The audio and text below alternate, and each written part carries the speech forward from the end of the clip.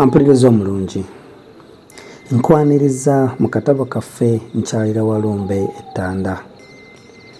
Katono nnyo okujjukiza we twakoma mu ssuula yaffe eyayita nga tumaze okubeera nga tusomoka oguyanja era bwe tutyo ne tubeera nga tutuukidde ku gwazi bwe lityo n'eryato lyaffe okubeera nga limaze okusesebbuka oluvannyuma lw'ekiro kye twayitamu eky'entiisa. Nkwaniriza mu ssuula yaffe ey'e11 ekizinga amakula n'amajjankunene gaakwo. Nagenda okuddamu ak'obuntu era n'okutandika okutegeera obulungi ng'obudde buteese bulungi nnyo era nga n'ennyanja gy'obeera nti tennatabangukako. Kyokka mu kiseera ekyo nzenna nalinga amenvu. Bwe nali ngezaako okuyimuka ne nnemererwa. Naye olw'eggulu ddala olwo nga lwenfunamu agayimuka. Nagenda mangu ne nziraabiriza munnange naye mu kiseera ekyo yali atandise okufunamu ku ndasi, bwe ntyo ne mmukwata ku mukono mpolampola ne tusomoka obuzzi obwali obumpimpi ne tulyoka tugoba ettale. Ekizinga kino kyali kirabika bulungi nnyo era nga kisakaatiddwa gati aganene ennyo n'omuddo ogulanda. Naye nno okumpi n'olubalama nga waliwo obudde obumpimpi nga bufaananira ddala ng'embobo. Ku kizinga kino twasangako obunyonyi bungi nnyo era obwa buli ngeri. Bwali buyimba bulungi nnyo era mu kiseera ekyo newankubadde enjala yali etuwala katabulala naye bwatuggyako ennaku n'ekiwuubaalo ebyali byagala okututta. Olw'okubanga obudde mu kiseera ekyo bwali bugenda butandika okuziba, twayagala tutambule mangu nga tusensera ekizinga nti si kulwa nga tusangayo abantu ne tufuna ku k'okuzza eri omumwa. Twatambulira ddala ebbanga ddene naye nga tulaba gati gokka na bunyonyi. Twalaba obudde bukuniridde ddala era nga tetulaba na gye tulaga nga tusikaasikanya ebibwabuwa nga tulaba omuti ogwasuula obulungi amatabi nga twesibireyo mu nnyonjo nga tusirika.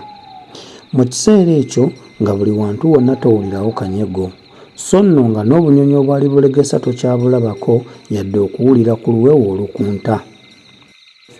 Ekizinga kino kyali kijjudde obutiti era nga ffe we tuli ffenna embazi tukubagana, emibiri gyonna nga gitusanyaladde, eminyira gy'omu nnyindo nga teginywerayo ate z'engalo nga zifuuse biwuulowuulo.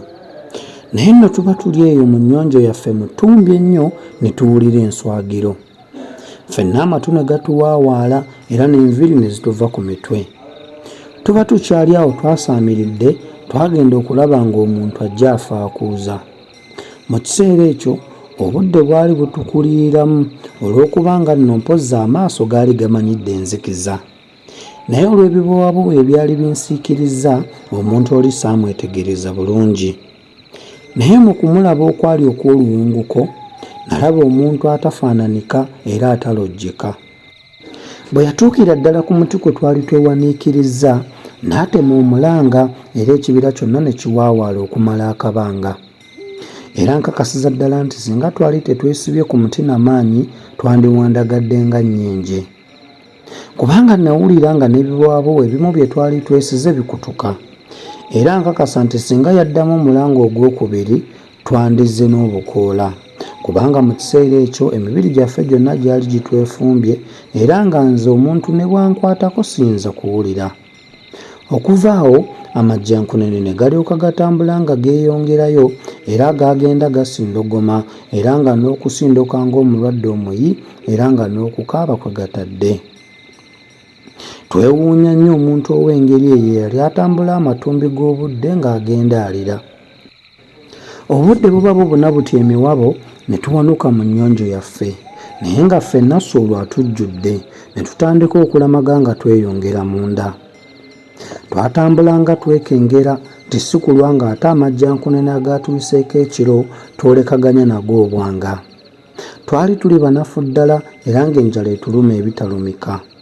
Kyokka tuba tukyasalinkiriza tuti era olwo nga n'enjuba kyejja etandika okwebamba mu lubaale era nga n'obunyonyi bwatandise dda okuyimba obuyimba bwabwo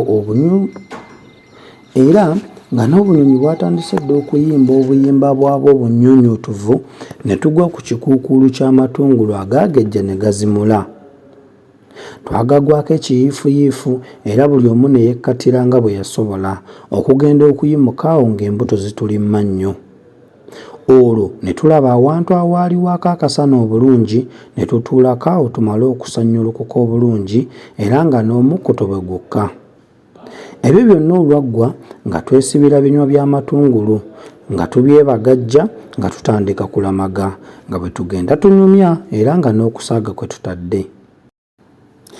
Nze mu kiseera ekyo natandika okuwulira essanyu lye nalisuulirangako mu lugendo luno. Newankubadde ebiwundu byagatemu bye gampumuggula byali bikyannumaalumamu era n'obukoowu bw'ennyanja.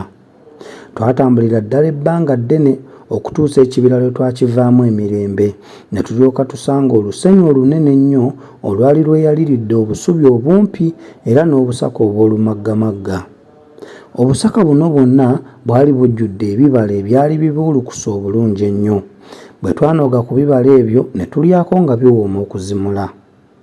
Enjuba yali egolooba ne tulaba akasaka akaasakaatira obulungi ne tukeevumbika nga tulongoosa wa kugalangatanyiza biwanga mu ngalo. Ekiro ekyo ebiseera ebyasinga obungi twabimala tulojja ku bino na biri era nga tusala amagezi engeri gye tunaayongerayo olugendo lwaffe. Ekiro twakiyitamu bulungi yadde n'obutiti obwali bwagala okututtira mu kibira nabwo nga tetubuwuliddeeko. Enkeera twakeera kweyoteza mu kasana era nga ffembi tuli basanyufu nnyo. Olunaku olwo lwonna twasiiba tusanyuka.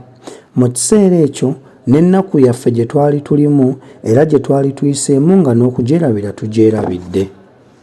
Nateesa ne munnange tubeerere ddala mu kafo ako okumala akabanga nga tukyaddamu amaanyi. Nga bwe kaali akafo akalungi era nga tekaliimu mberebezi yonna, munnange yakkiriza era ne tubeera omwo okumala ebbanga. Naye nno ekiro kimu tuba twebase mu kasaka kaffe mpozzi nga mu matansajjere amajjankune n'agaatusanga mu kibira ne gakomawo. Nze nasooka okuwulira omulanga nga gulinga ogw'enjoga oba ogw'embuzi eri ewala ennyo. Bwe naguwulira ne ngolokosa munnange. Okutemya n'okuzibulanga amajjankune ne gaatuuse dda ku kasaka kaffe. Ne gakaaba nga bwe gasindoka era nga n'okuyiritira kwe gatadde nga bwe geetoolola akasiisira kaffe. Luno ne tulowooza nti nno obwaffe bukomye. Naffe twalaba olutalo lukulidde ddala ng'omukka tumirira ddala. Twagenda okuwulira nga zitwala ebinene. Okuva awo tetwaddirayo ddala kwebakako okutuusa obudde okukya. Ku makya okwo twalowooza kye twali tuyinza okukola ne kibula, bwe tutyo okuberekera ddala ne tugumba bute we twali. Naye ennaku ziba ziyiseewo nga bbiri kasookedde tuwona majjankunene, tuba twebase mu ttumbi. Nagenda okuwulira nga naakatema omulango ogwansisimula mu tulo era n'omutima ne gunkuba ng'ogumbuukamu. Amangu ago ne mubuuza kyabadde. Munnange yasirika busirisi, yenna ng'ajugumira ate nga bw'atuuyana. Ne ndowooza nti nno luno munnange anfaako. Naye baaba nga nange sirina kyakukola. Bwe waayitawo akabanga nagenda okulaba ng'atereera. Bwe nalaba atereeredde ddala ne mmubuuza mbuulire ekimuwogganyiza. Nanziramu nga n'emba bwe zimukankana nti, ndoose nga ndaba omusajja omukadde ennyo ng'atudde ku jjinja nga nkubye emabega ng'ate ali bwereere ng'akutte akamba akawanvu ennyo era nga kamasaamasa nnyo. Bwe mbadde ndi kumpi bwe nti okumutuukako n'akyuka n'antunuulira, amaaso ge nga mamyufu nnyo era nga buli lwatemya muvaamu amatondo g'omusaayi. Omukono gwe ogubadde gukutte akambe nga gwonna gujoobaanye omusaayi era nga ne mu kamwa ke muvaamu ejjovu ly'omusaayi.